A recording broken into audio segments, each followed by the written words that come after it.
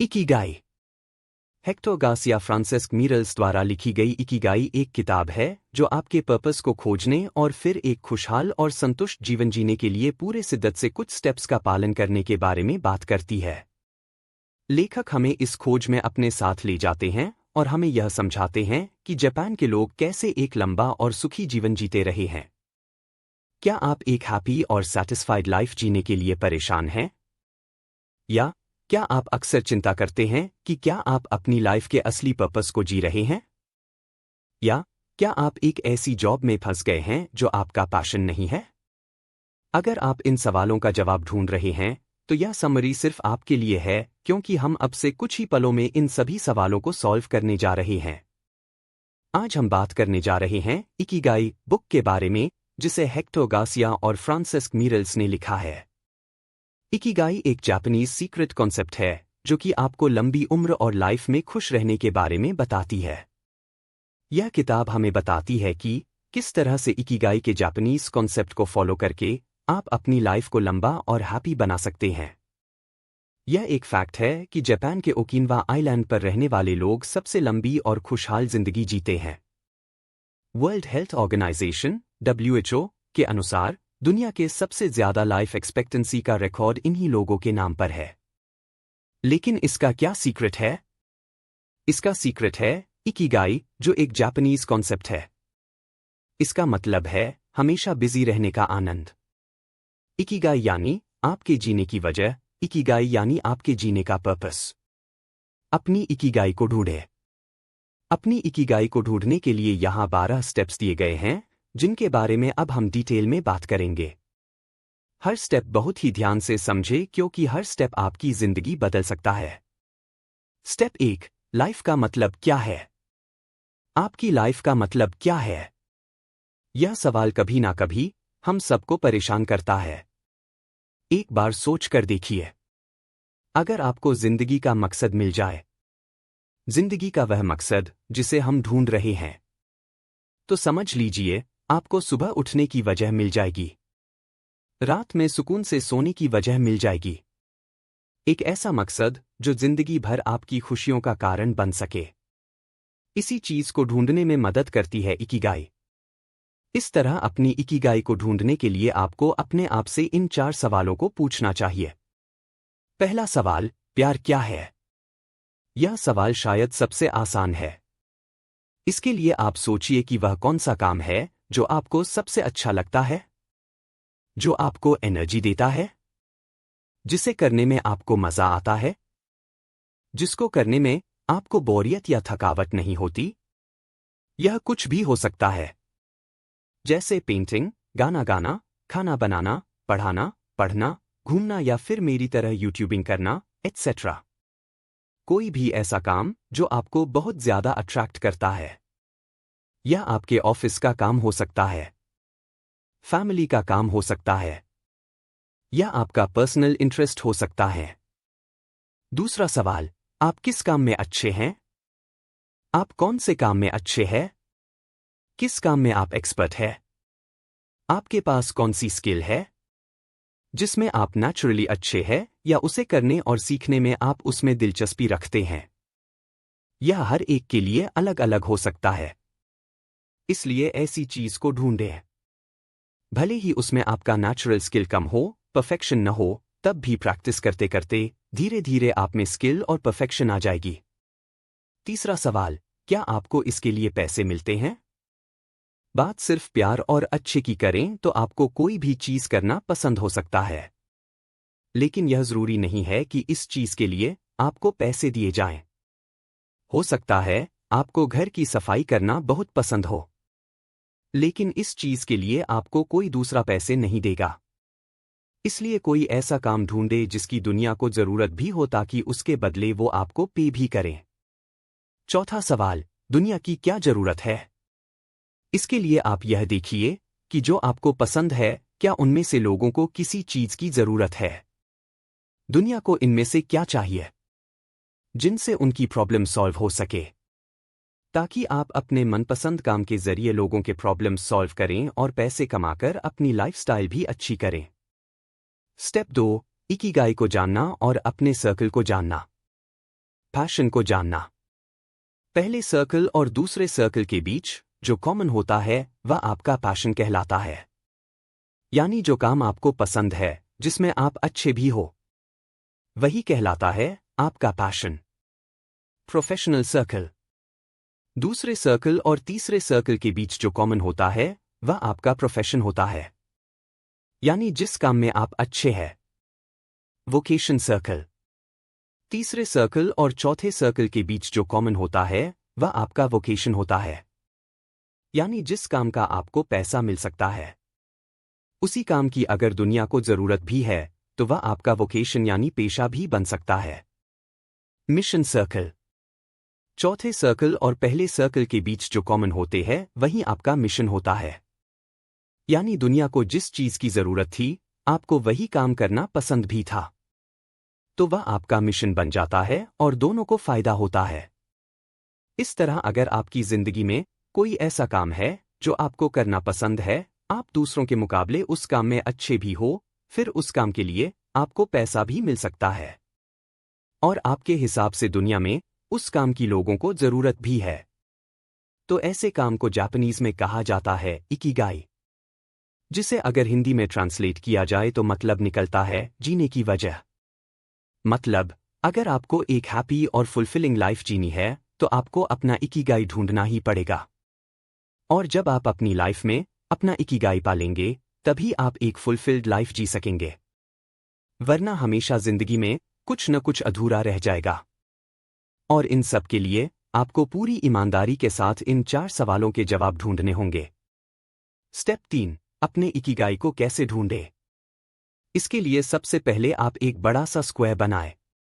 उसे 4 बराबर स्क्वायर हिस्सों में बांट ले। पहले स्क्वायर में लिखे, यह काम मुझे पसंद है और इसमें मैं एक्सपर्ट भी हूं। इसमें आप वो सारी चीजें लिखे जो आपको करना पसंद है और आप उनमें एक्सपर्ट भी है। दूसरे स्क्वायर में लिखे, यह काम मुझे पसंद है लेकिन मुझे यह अच्छे से करना नहीं आता, यानी कि ऐसे काम जिसे आप बहुत पसंद करते हो लेकिन वो आपको करना नहीं आता, हालांकि आप दिल से उस काम को करना चाहते हैं। तीसरे स्क्वायर में लिखे, यह काम मुझे पसंद नहीं है लेकिन इन्हें करना ही करना है, यानी ऐसी चीजें जिन्हें करना आपको पसंद नहीं है लेकिन इसे मजबूरी में करना पड़ता है। जैसे आपको प्रोग्रामिंग पसंद नहीं है लेकिन जॉब में रहने और पैसे कमाने के लिए इसे करना पड़ता है। चौथे स्क्वायर में लिखे, यह काम मुझे पसंद नहीं है, मुझे अच्छे से करना भी नहीं आता, यानी ऐसी चीजें जो आपको पसंद भी नहीं है और आप उसके एक्सपर्ट भी नहीं हो, फिर भी आपको मजबूरी में करनी पड़ती है। जैसे कि आपको अपना रूम साफ करना पड़ता है। इन्हें लिखने के बाद आप यह देखें कि आप अपना ज्यादातर समय किन कामों में बिताते हैं, कितना समय उन कामों को देते हैं जिसमें आप अच्छे भी हैं और आपको पसंद भी है, कितने बार वह काम करते हैं जो आपको पसंद नहीं है। ऑथर ऐसा करने की सलाह इसलिए देते हैं क्योंकि ज्यादातर लोग वैसे कामों में ज्यादा समय देते हैं जो उन्हें करना पसंद नहीं है, इसलिए उन्हें अपना पैशन नहीं मिल पाता और जिंदगी में अधूरापन महसूस होता है। मतलब कि वैसे लोग नीचे वाले 2 स्क्वायर्स में ज्यादा समय बिताते हैं। लेकिन अगर आपको अपना पैशन ढूंढना है तो ऊपर वाले 2 कामों में अपना ज्यादा समय देना होगा। बिना अपने जॉब को छोड़े हुए आपको कोशिश करनी होगी और इन्हें करते हुए ऊपर वाले कामों में ज्यादा समय देना होगा। इन कामों पर फोकस करें जिन्हें आप ज्यादा पसंद करते हैं और इन्हें करने में आपको मजा भी आता हो, जिससे आगे चलकर आप पैसे भी कमा सकते हैं। और विश्वास रखें कि अगर आप ईमानदारी से इसे ढूंढोगे तो आपको अपना इकिगाई जरूर मिलेगा। स्टेप 4, जापानीज लोगों की लंबी, हैप्पी लाइफ और हेल्दी रहने के 4 सीक्रेट्स। जापान के ओकिनावा के लोगों की लाइफ में कुछ खास हैबिट्स शामिल हैं जिनकी वजह से वो इतनी लंबी, हैप्पी, फुलफिलिंग और क्वालिटी लाइफ जीते हैं। तनाव। काम को करते समय वो बिल्कुल भी प्रोडक्टिव नहीं होते हैं, इसलिए हमें एक समय में पूरे फोकस के साथ एक ही काम करना चाहिए। स्टेप 5, इकिगाई रिटायरमेंट और हेल्थ लेसन्स। क्या आपको पता है कि जापानी लैंग्वेज में रिटायरमेंट जैसा कोई भी शब्द नहीं है? जापान के लोग अपने काम से कभी भी रिटायर नहीं होते हैं, वो पूरी जिंदगी कुछ ना कुछ काम करते ही रहते हैं। वहीं अगर हम दूसरी तरफ दूसरे देशों की बात करें तो लोगों को जल्दी से रिटायरमेंट चाहिए, उनको कैसे भी करके अपने काम से छुटकारा चाहिए, और ऐसा इसलिए होता है क्योंकि वो अपने काम से प्यार नहीं करते हैं। जब आप कोई भी काम जबरदस्ती या सिर्फ पैसों के लिए करते हैं तो उस काम में आप खुश नहीं रहते हैं। जिस कंपनी के लिए काम करते हैं उसको भी आपसे ज्यादा वैल्यू नहीं मिलती है। इसलिए लंबी और खुशी से भरी जिंदगी जीने के लिए आपको अपने काम से प्यार होना चाहिए, तब आप कभी रिटायरमेंट के बारे में नहीं सोचेंगे, क्योंकि आपकी खुशी अब आपके काम में होगी, ना कि घर में बैठकर बॉडी को जंग लगाने में। ज्यादा देर तक बैठने से आप जल्दी बूढ़े हो जाएंगे। ज्यादा देर तक बैठने से शायद आपको फिजिकल कंफर्ट मिले, लेकिन इससे आपके सेल्स को नुकसान होगा। खाने का इम्बैलेंस, हाइपरटेंशन और यहां तक कि कैंसर जैसी बीमारी भी हो सकती है। और इससे बचने के लिए आपको बस अपनी डेली लाइफ में ये कुछ आदतें जोड़नी चाहिए। रोज कम से कम 21 मिनट्स चले। लिफ्ट या एलिवेटर का इस्तेमाल ना करें। सोशल एक्टिविटी में पार्टिसिपेट करें ताकि आप देर तक टीवी के सामने बैठे ना रहे। अपने जंक फूड, पैकेज्ड फूड को अच्छे खाने से बदल दे। एक अच्छी क्वालिटी की नींद ले, 7 से 9 घंटे की नींद ले। इससे ज्यादा ना सोए। अपने बच्चों या अपने पेट के साथ खेलें। शुरुआत में आप टाइमर भी लगा सकते हैं ताकि आपको याद रहे कि चलने का समय हो गया है। आप गूगल से ऐप का भी इस्तेमाल कर सकते हैं जो रोज आपको चलने का टास्क देते हो। स्टेप 6, काम पर ध्यान दें। काम में फ्लो आता है जिससे आप वो काम बहुत ही आसानी और बिना थके कर सकते हैं। काम में फोकस और फ्लो लाने के लिए आपको बताए गए बातों को फॉलो करना चाहिए। मुश्किल काम चुनें। जैसा कि हमने पहले डिस्कस किया था कि हमेशा वो काम चुनें जिसे करने के लिए आपको रिसर्च करना पड़े। उसको करने के लिए आपको मेहनत करनी पड़े, आपके दिमाग को हमेशा सोचना पड़े, ताकि आपका फोकस बना रहे। ध्यान रहे कि कोई ऐसा काम ना चुन ले जो आपकी एबिलिटी से बाहर हो और उसको करना आपके लिए इतना ज्यादा मुश्किल हो कि कुछ दिनों बाद उसको करना आप बंद कर दें। कोई ऐसा काम भी ना करने लग जाए जो आपके लिए बहुत ही ज्यादा आसान हो जिसे करते समय आप बोर फील करें। उसको करना बंद कर दें। Clear objective. किसी भी काम को शुरू करने से पहले आपके पास उसको करने का क्लियर ऑब्जेक्टिव होना चाहिए कि आपको क्या करना है, कब करना है, किस लिए करना है, क्यों करना है। ये सब बातें आपको पहले से पता होनी चाहिए। उसको खत्म करने के लिए एक डेडलाइन होना चाहिए ताकि उसको आप समय पर खत्म कर सके और उसको आगे के लिए ना टाले। सिर्फ एक काम। और जैसा कि हमने पहले भी जाना कि एक समय में एक ही काम। स्टेप 7, इकिगाई के जरिए कामयाबी के 10 छोटे नियम। अपने आप को अच्छे दोस्तों से घेरें। स्लो स्पीड से लाइफ जिएं। खाना खाते वक्त अपना पेट पूरी तरह से न भरें। अपनी बॉडी को शेप में लाएं। आज में रहें। हमेशा मुस्कुराएं। एक्टिव रहें, रिटायर न हो। नेचर के साथ जुड़े। आभारी रहना सीखें। अपने इकिगाई को ढूंढें और उसको फॉलो करें। स्टेप 8, ओकिनवा के बुजुर्गों की सलाह। बुजुर्गों के पास अपने सालों के अनुभव से दुनिया के साथ शेयर करने के लिए बहुत ज्ञान होता है। हम में से जो यंग हैं वे कभी कभी ऐसा दिखावा कर सकते हैं जैसे वे सब कुछ जानते हैं, लेकिन हमें अपने से सीनियर जनरेशन से लाइफ के बारे में ज़रूरी बातें सीखनी चाहिए जिन्हें वो हमसे ज़्यादा और अच्छे से जानते हैं। और इसके साथ साथ जो आपके पास है उसके साथ जीवन का आनंद लेने पर फोकस करें, बजाय इसके कि क्या गलत हो रहा है या नहीं है। ऐसा करने का एक शानदार तरीका यह है कि आप अपने आसपास के सभी लोगों, यहां तक कि अजनबियों से भी जुड़े। और इस बारे में ओकिनवा के पुराने समय के लोग आपको मिलने वाले हर इंसान के साथ मुस्कुराने और खुले दिल से बात करने का सुझाव देते हैं। इससे डेवलप होने वाले फ्रेंडशिप एटीट्यूड से आपको जीवन भर कई लोगों के साथ दोस्ती बनाने और डेवलप करने में मदद मिलेगी। ओकिनवा के बुजुर्ग भी इस तरह प्यार से रिश्ते बनाने और उन रिश्तों को बनाए रखने की सलाह देते हैं। स्टेप 9, हेल्दी रहने का एक नियम है दिन भर चलते रहना, चाहे कम ही क्यों ना। ओकिनवा के निवासियों का सजेशन है कि हेल्दी रहने के लिए आपको हमेशा कोई खेल खेलने या दौड़ने की जरूरत नहीं है। इसके लिए आप अपने कन्वीनियंस के अनुसार कोई भी चलने वाले एक्टिविटी को डिसाइड कर सकते हैं। क्योंकि शुरुआत से ही स्पीड कंसिस्टेंसी को रोक सकती है, इसलिए ओकिनावास अपने रनिंग एक्सरसाइज के रूपों में सादगी रखने की कोशिश करते हैं। आस पड़ोस में टहलना, दिन में बगीचे या मस्ती में गाना जैसे कुछ आसान तरीके हैं जिनसे वे बार बार पेस बनाए रखते हैं। इसके अलावा एक जापानी रेडियो शो, रेडियो तस्सो, ने ओकिनावास के लोगों को सालों से एक्सरसाइज करने में मदद की है। यह जापान के एक बड़े स्टेशन में धुन बजाते हैं और लोगों को एक्सरसाइज करने के डायरेक्शंस देते हैं।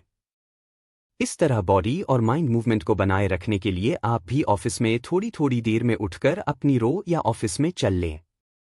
स्टेप 10, जापानी लोगों की लंबी जिंदगी जीने का राज। जापानी बूढ़े बुजुर्ग लंबा जीवन जीने के लिए इन 5 सीक्रेट्स को शेयर करते हैं। 1. चिंता ना करें। लंबे जीवन का सीक्रेट चिंता ना करना है और अपने दिल को जवान बनाए रखने के लिए उसे बूढ़ा न होने दें। अपने चेहरे पर एक अच्छी मुस्कान के साथ अपने दिल को लोगों के सामने खोलें।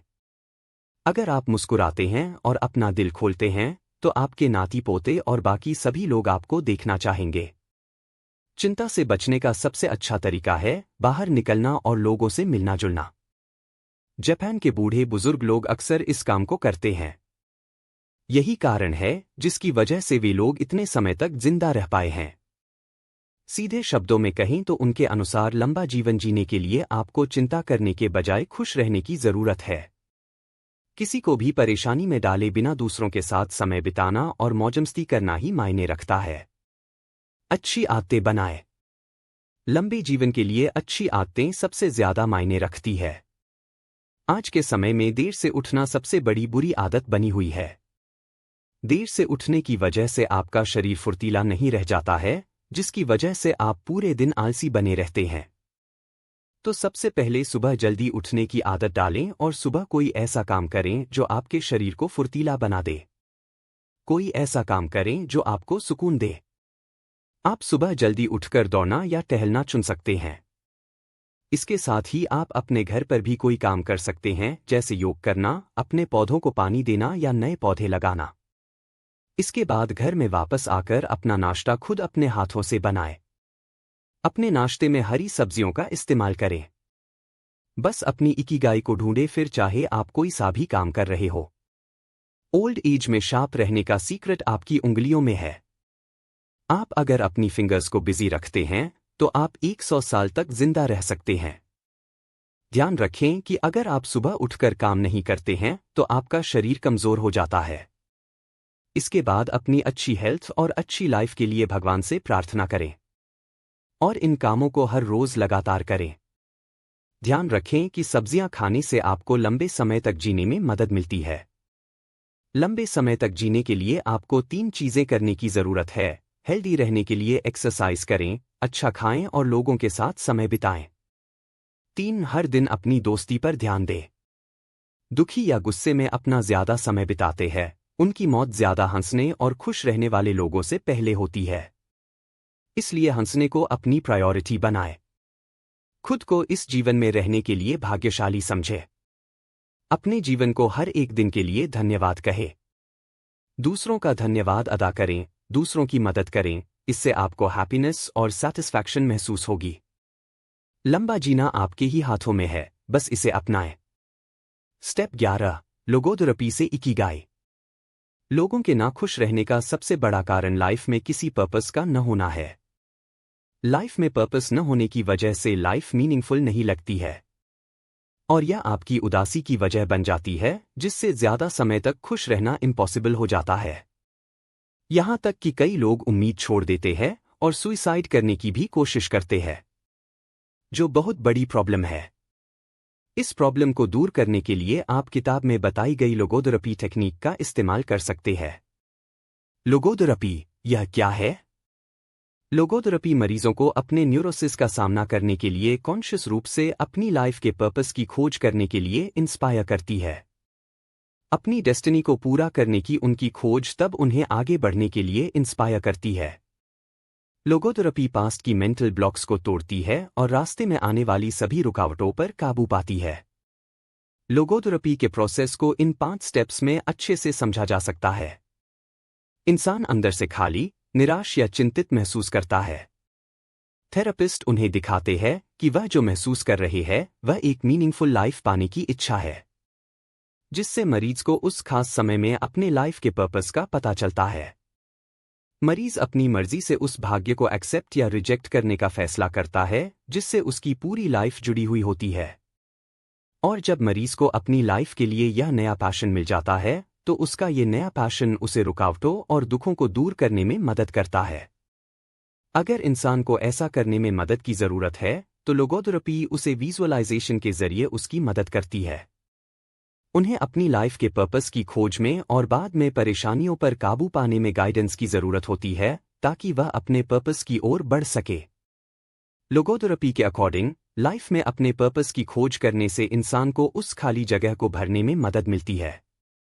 स्टेप 12 महत्वपूर्ण सीखे। चैलेंजेस को सॉल्व करने पर ध्यान देना चाहिए और बाकियों को अवॉइड। आराम करे, थोड़ा धीमा शुरू करो और करते करे, अच्छा खाएं और सो जाए। सब कुछ ठीक है। लाइफ एक मैराथन है, 100 मीटर की स्प्रिंट नहीं। अपने माइंड और बॉडी को बिजी रखें। क्लियर पर्पस वाले लोग कभी भी रिटायर नहीं होते हैं और अपनी आखिरी सांस तक अपने पैशन के साथ में बने रहते हैं। मुस्कुराएं और लोगों से मिलें। बहुत मेहनत करें लेकिन अपनी इकिगाई पर। बाकी पर जितना हो सके उतनी कम मेहनत करें। शुरुआत करें और आसान और सबसे ज्यादा कंफर्टेबल स्टेप के साथ शुरू करें। समय और इंफॉर्मेशन के साथ इसे इंप्रूव करते रहें। खाने की आदतें। सब कुछ थोड़ा थोड़ा खाएं। डाइवर्सिटी इंपॉर्टेंट है। अलग अलग तरह का खाना खाएं, खास तौर से सब्जियां। इसके अलावा ओकिनवा के लोग चीनी कभी कभार ही खाते हैं, लेकिन कोई मिठाई या चॉकलेट नहीं या न के बराबर। इसलिए शुगर जैसी बीमारी जापान में रेयरली ही सुनने को मिलती है। तो शुगर से बचने और हेल्दी रहने के लिए आप भी इस तरीके का इस्तेमाल करें। सिट्रस फल खूब खाएं। इनमें ऐसे केमिकल्स होते हैं जो कैंसर, डायबिटीज और मोटापे को रोकते हैं। निष्कर्ष। तो दोस्तों ये हैं जापानी लोगों के खुशी और हेल्दी रहने का सीक्रेट, जिसे इकिगाई कहते हैं, जिसमें हमने सीखा कि पैशनेट काम करने पर ज्यादा समय, एनर्जी और ध्यान देना चाहिए, अपने मनचाहे काम से लोगों की जिंदगी में वैल्यू ऐड करना चाहिए ताकि आप भी अपने पैशन का काम करें और लोगों की प्रॉब्लम्स भी सॉल्व हो और लाइफ में एक क्लियर गोल बनाकर उसके लिए जीना चाहिए। तो दोस्तों हमारी बनाई गई बुक समरी आपको पसंद आती है तो लाइक और सब्सक्राइब जरूर करें। जय हिंद, जय भारत दोस्तों।